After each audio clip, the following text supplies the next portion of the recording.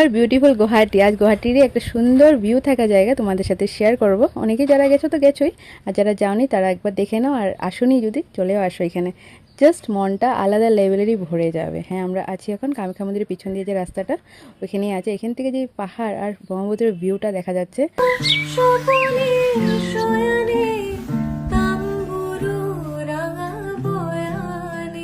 আমরা অনেকেই আছি যারা গুয়াহাটি থেকে বাইরে যেতে পারি না ঘুরতে। অনেক রকম সিচুয়েশন থাকে লাইফে যে বাইরে যাওয়া পসিবল হয় না, তারা কিন্তু এইভাবেই সামনে আশেপাশে ঘুরে যেতে পারি আমরা। বেশি দূর তো না, এটলিস্ট মাইন্ডটা তো রিফ্রেশ হয়ে যাবে যে না কোথাও একটা ঘুরে এসেছি। যদি একবার এসেছো আবার আসো, কি আছে না।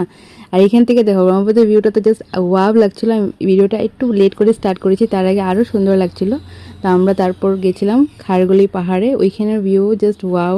ওইখানে দাঁড়াইনি আর, জাস্ট ওইখান থেকে এসে গেছি ফ্যান্সি বাজার। হ্যাঁ, মাইন্ড তো রিফ্রেশ হয়ে গেছে একদম, নো ডাউট, কিন্তু স্টমাকটাকেও তো রিফ্রেশ করাতে হবে, মানে কিছু দিতে হবে পেট্রোল। তো আমরা প্রথমে ভেবেছিলাম যে শুধু চাই খাবো, তারপর ডিসাইড হলো যে না পুরি সবজিও খাই। সকাল সকাল এসব ভালো না, তাও খেলাম আজকে। আর আমার বর তো খাইনি পুরি সবজি, তো নিয়ে এসেছে, নিজেও খেয়েছে গান্না কাজু, তারপর আমাদের জন্য নিয়ে এসেছে।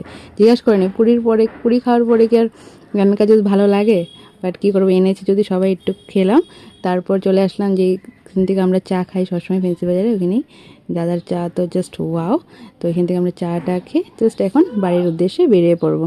আর বেশি লেট করব না, অনেকটাই টাইম কাটালাম একসাথে। আমার সাথে যে বসে আছে আদিতা, ও কিন্তু ওয়ার্কিং মাদার।